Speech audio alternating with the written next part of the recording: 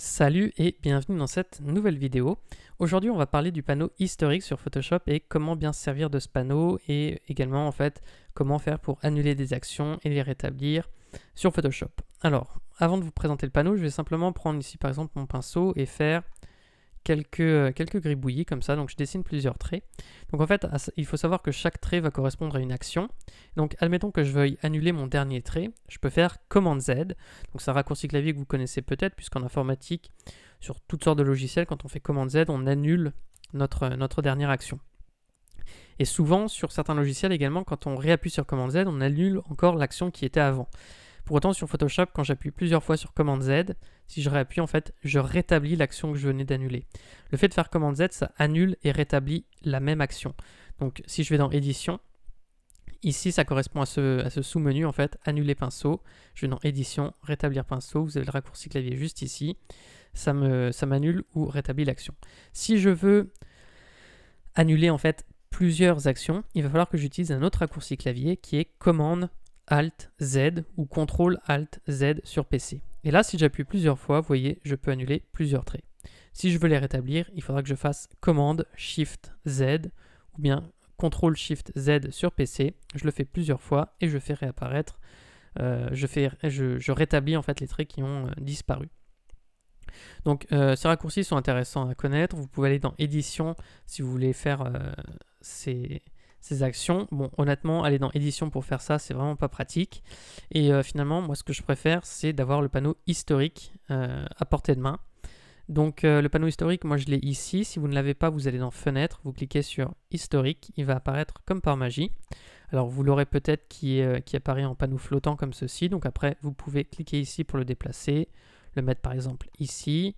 Ou alors, moi, j'aime bien l'avoir ici, tout en haut, parce que je m'en sers beaucoup et il me donne plus de visibilité sur tout ce que je fais.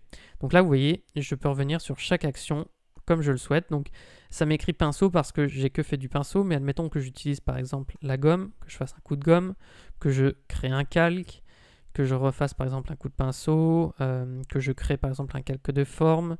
Je me remets sur mon calque ici. Voilà, je redonne un coup de pinceau, je pourrais faire une sélection. Ensuite, je pourrais faire Command D pour désélectionner cette sélection. Donc, vous voyez, tout ça, ça s'enregistre dans l'historique.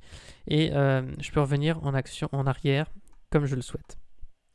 Alors, ce qu'il faut savoir sur ce panneau, c'est que le nombre d'actions n'est pas illimité. Vous ne pouvez pas revenir en arrière un nombre de fois illimité. Par défaut, sur Photoshop, normalement, ça vous met 50 actions sur lesquelles vous pouvez revenir. Moi, je trouve que c'est très bien, 50 actions, c'est ce que j'ai laissé. Pour autant, si vous voulez changer cette valeur, vous allez dans Photoshop CC, ici, Préférences, Performance, et vous pouvez changer dans État d'historique cette valeur. Donc, vous pouvez la modifier de 1 à 1000. Alors, on pourrait se dire, étant donné qu'on peut aller jusqu'à 1000, autant mettre 1000, puisque comme ça, on aura plus de possibilités de revenir en arrière. Ce qu'il faut savoir, c'est que plus vous allez mettre une valeur élevée, plus ça va prendre, en fait, chaque action va se stocker dans votre mémoire vive, et donc la mémoire de votre ordinateur n'est pas illimitée, donc c'est-à-dire que plus vous stockez de choses dans cette mémoire, moins vous avez de mémoire pour d'autres tâches, comme utiliser Photoshop correctement, ou même faire tourner d'autres logiciels en même temps. Donc voilà, le fait de mettre une valeur élevée ici, ça peut ralentir ensuite votre machine quand vous utilisez Photoshop, donc c'est peut-être pas forcément ce qu'il y a de plus intelligent à faire. Honnêtement, 50 actions, c'est très bien parce que c'est pareil, revenir en arrière de 1000 actions, on le fera jamais, ça n'a strictement aucun intérêt. Donc voilà, mettre 50 en état historique, c'est très bien. Une chose à savoir également, c'est que si vous modifiez cette valeur, il faudra peut-être que vous redémarriez votre ordinateur. Donc moi, je vais faire annuler finalement, puisque je modifie pas cette valeur. Et donc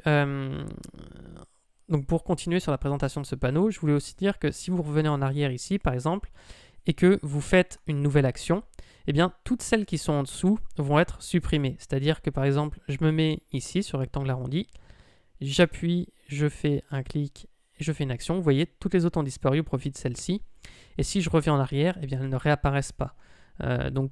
Finalement, les actions que vous avez ici, sur lesquelles vous revenez en arrière, elles sont sauvegardées temporairement, mais si je fais une nouvelle action à partir d'une précédente, les autres sont supprimées et c'est celle-ci qui apparaît.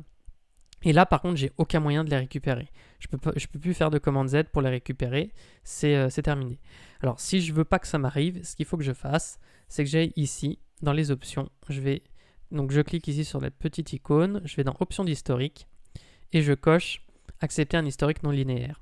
Et à partir de là, si je fais une action comme celle-ci, alors je vais en refaire plusieurs encore une fois. Je vais créer des nouveaux calques. Je vais peindre comme ceci. Je vais utiliser voilà, cet outil pour créer une forme. Je vais refaire une sélection. Je vais peindre dans ma sélection. Alors je vais recréer un nouveau calque même. Je peins dans cette sélection, je fais commander pour désélectionner. Là, vous voyez, j'ai fait plusieurs actions. Si je reviens par exemple au moment où j'ai créé le rectangle et que je décide de créer un nouveau calque, eh bien vous voyez, toutes les actions qu'il y avait entre le rectangle et le nouveau calque n'ont pas été supprimées. Donc ça me permet de revenir, vous voyez, en arrière, vraiment à chaque fois comme je le souhaite. Donc voilà, vous pouvez cocher cette case si vous le souhaitez. Une chose à savoir, c'est que ça va vous remplir évidemment votre panneau d'action dans l'historique plus rapidement, puisque finalement, toutes les actions qui sont entre, vous voyez, rectangle arrondi et ici, auraient dû être supprimées, ce qui n'est pas le cas. Donc ça vous fait 5 ou 6 actions qui restent dans le panneau. Voilà, ça se remplira plus rapidement. Alors moi j'ai l'habitude de le laisser décocher, mais après vous pouvez le cocher si vous préférez. Et enfin, donc pour finir sur le panneau historique, on a 3 petites icônes ici. Donc ici c'est la poubelle, donc vous supprimez simplement une action. Si j'ai décoché, vous voyez la case que j'avais recochée il y a un instant sur l'historique non linéaire, que je vais ici et que je supprime cette action, ça me supprime évidemment toutes celles qui sont en dessous. Bon, honnêtement, je me sers très peu de la poubelle puisque de toute façon, par défaut, vous voyez, si je recrée une action, ça supprime les autres automatiquement. Ici, si je clique sur cette icône, ça va me créer un instantané, c'est-à-dire que ça me montre mon travail à un instant T. Donc là, c'est l'instantané. Vous avez toujours un instantané par défaut quand vous créez le document, donc c'est votre document vide. Et ici, j'ai un instantané, donc tel qu'il est à ce moment-là. Et si je crée voilà, des nouveaux traits, admettons que je change de couleur même, hop là. Eh bien, je peux cliquer sur l'instantané pour voir la précédente version de mon travail. Donc ça peut être bien pour faire des avant-après de temps en temps. Je m'en sers quand même assez peu, mais voilà, sachez que ça existe, que ça peut être assez pratique parfois. Alors là, je peux supprimer, vous voyez, cet instantané, et puis, hop là, je récupère ici en cliquant sur la dernière action, mon travail. Et ici, par contre, ça, je trouve ça très intéressant. En fait, si je clique ici, je crée un document à partir de l'état actuel. Donc, c'est-à-dire que vous voyez ici, j'ai un document, donc il me l'a appelé pinceau, c'est le nom de ma dernière action tout simplement. Mais il faut que je le renregistre, évidemment, que je fasse enregistrer sous pour le sauvegarder. Mais ça peut être bien parce que si vous êtes sur votre travail et qu'à un moment donné, vous vous dites, je veux sauvegarder cette version, mais j'ai en même temps envie de faire des modifications au cas où je veux aller plus loin, eh bien, vous cliquez là-dessus. Ici, vous enregistrez votre travail sur votre document et ensuite vous pouvez le poursuivre sur un autre et vous aurez 2 documents. Et comme ça, vous n'altérez pas votre document d'origine au cas où vous faites des modifications sur lesquelles vous voulez revenir par la suite. Donc ça, je trouve ça très pratique. Et donc voilà, cette vidéo se conclut sur cette dernière fonctionnalité. Donc j'espère que vous aurez appris quelques trucs sur le panneau historique. Et sur ce, moi je vous dis à bientôt pour de prochaines vidéos. Alors, juste une dernière chose, si vous regardez cette vidéo, c'est probablement que vous êtes débutant sur Photoshop. Donc, si ça vous intéresse, j'ai créé une formation de 3 heures pour vous aider à débuter sur Photoshop. On voit vraiment tout depuis le début, on voit toutes les bases à connaître pour bien maîtriser ce logiciel. Donc, c'est gratuit, vous avez juste à cliquer sur le lien qui est dans la description pour y accéder. Sur ce, maintenant, je vous dis à bientôt pour de prochaines vidéos. Salut!